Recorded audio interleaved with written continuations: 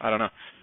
Okay, so we have this equation, okay? And if you remember from previous discussions, we've talked about if I don't know how to answer this algebraically, we can always answer it graphically, okay?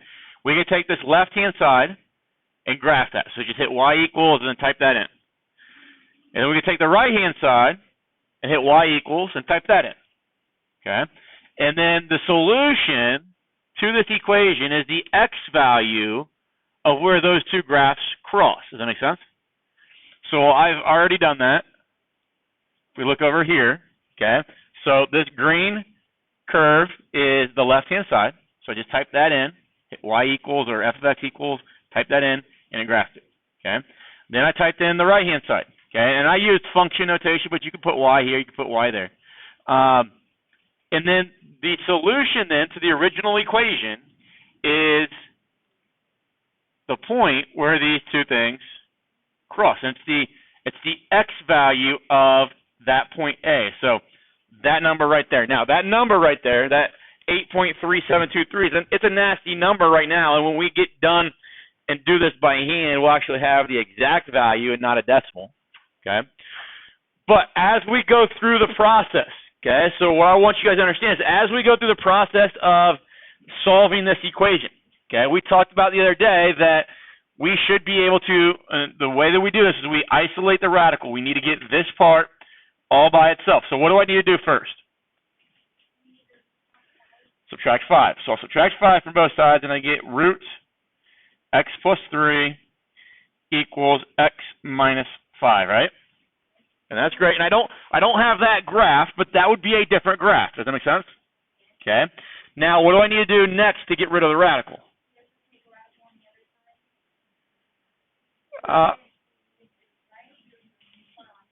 You're going to try to undo this radical. So I square it. So I need to raise this to the second power to undo that. And then I do that same thing to the right-hand side. And this is where it gets fuzzy sometimes. This is going to be x plus 3. And the right-hand side, if you remember what x minus 5 squared means, it means this. X minus 5 times x minus 5. And you have to FOIL that. So I get x squared minus 10x plus 25. Okay?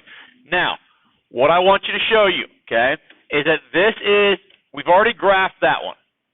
Okay? This is going to be a completely different graph. The left-hand side, x plus 3 is a line, right? The right-hand side, x squared minus 10x plus 25, is a parabola. Okay? And what I want to do is I want to show you what that would look like. Okay, what that would look like would be this right here. This would be the parabola, and this would be the line. Okay? Now we're seeing how many different places does that line intersect the parabola? 2. We were talking about these x values of these intersections being the solution to the original equation. But what happens is because of squaring, we have taken a curve, or not a curve, I guess that right there, the purple curve is, it's not this squared, but it's coming from that line, okay, is where this part of the graph is coming from when we square things. But what does it do? It now creates an equation, a graphical system, where we have 2 places that we cross, right? Now look at that point right there. Does that point have the same x value that that point has? Does that make sense, everybody? Does this one, does that 2.62 number, does that show up anywhere over here as intersection points? No. So what happens is that we do get the one answer that we know we're looking for, okay? So all the answers that we're looking for are inside here, inside this blue graph, but there are some extras as well. And that one right there is an extra one that will not work for this original, okay?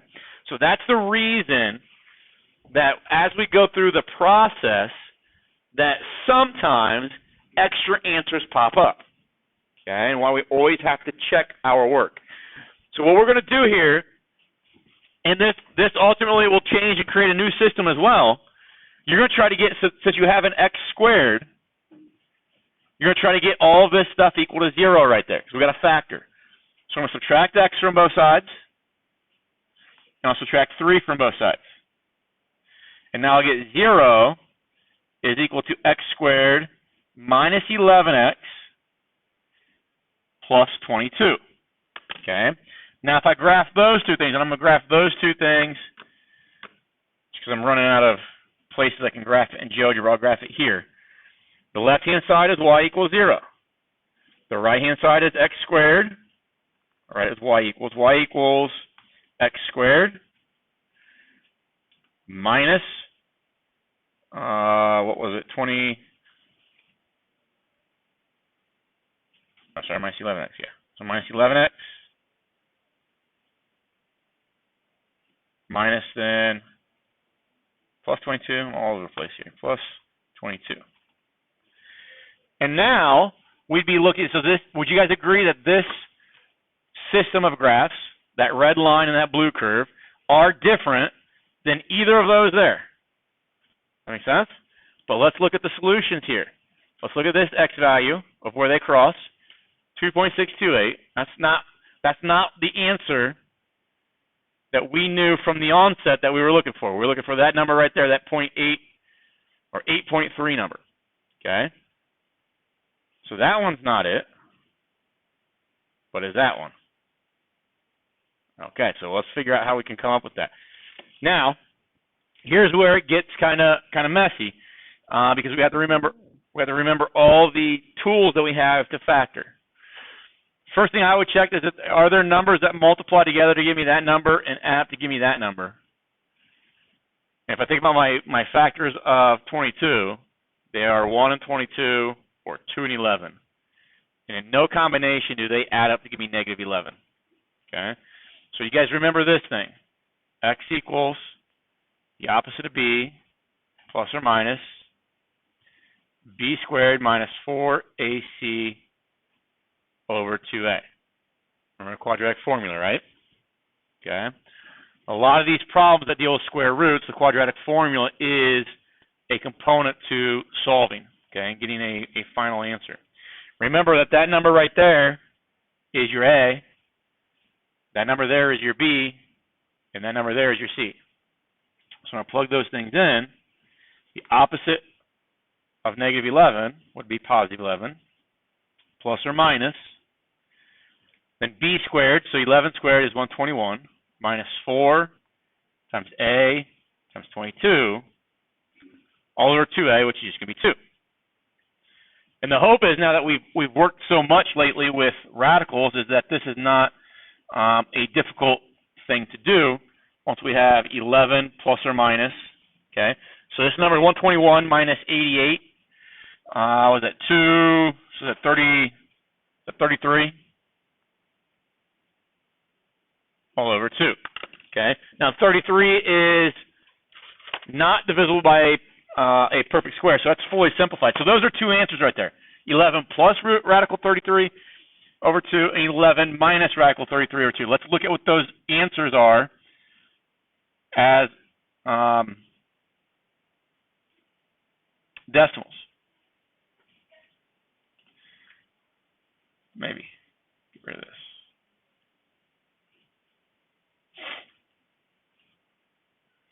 All right, so go ahead. So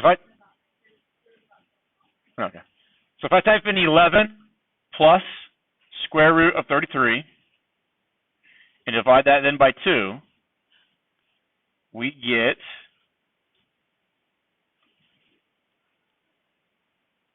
that number right there. Okay? If I take 11 minus square root of 33 and divide that by 2, we get that number there. Does that make sense to everybody? Okay. Now, like I said, so we go through everything algebraically by hand without knowing what the graph looks like. We would not know which one of those to choose as the answer, right? Maybe they're both answers. Maybe neither of them are answers. Maybe only one of them is. Okay. We know, hopefully, by what we've looked at graphically already, is that this one does turn out to be the right answer. But what I'm going to do is I'm going to change this to, I'm going to say I'm going to let t be that number, and then I'll let s be that number. You can use any letters you want to if you're going to use this technique. remember what the original problem was. The original problem, I think, was the square root of was it x plus 3 plus 5. And the right-hand side was x, I believe. Let me double check. Square root of x plus 3 plus 5 equals x. Okay. So what I'm going to do is substitute. Okay. Remember what our x is, what we solved for x. Now I've relabeled them, but this was one of our x values, 8.3. So instead of using x here, I'm going to put 8.3 in. Okay. But instead of 8.3, I'm actually going to put this t number in. Does that make sense? So I put t in there. It gives me that number back right there. If I put t in right there, does it give me the same number back? So that number of 8.37 is a number that when plugged back into this original problem, the left-hand side equals the right-hand side. Okay? But if I type in that 2.3 number, or 2.6 number, okay, on the left-hand side, and I type it in on the right-hand side, do these two numbers end up being the same? Does that kind of make sense to everybody? So typing in on this equation here that this is 2.6 and this is 2.6, okay, or 11 minus radical 33 over 2, produces a statement that is not true. So because it's not true, what we would have to do is say, you know, obviously here we said x was like 8.37 and x was 2.6-ish. This one worked. We circle that one. This one does not work. It does not satisfy the original equation. We cross it out and we label it as being extraneous because it is generated on the idea, or because of the idea of squaring both sides, and it takes a line and it turned it into a parabola, and then our other side of the graph ends up crossing that parabola twice instead of just once, like it did for a line. I think, because I always get people ask it, you know, why do I have to check this? So they forget that they have to check it. Okay? I think it's important to see and hopefully understand a little bit of why we have to check it. Okay. And also, I think this reiterates that, you know, if I'm on that ACT on Tuesday and I don't know how to graph something, okay, first thing to know is that it's all multiple choice, right?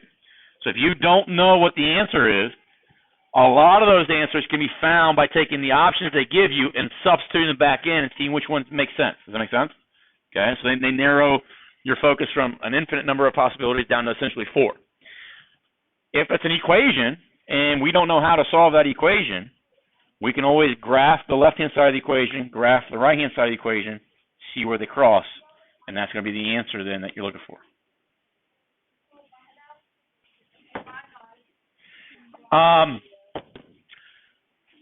The assignment that I opened up earlier in the week, still open. Okay, I'm going to keep that open until Monday. I keep working on that. On Monday, what I want to do is I want to go through more examples of this radical equation with you.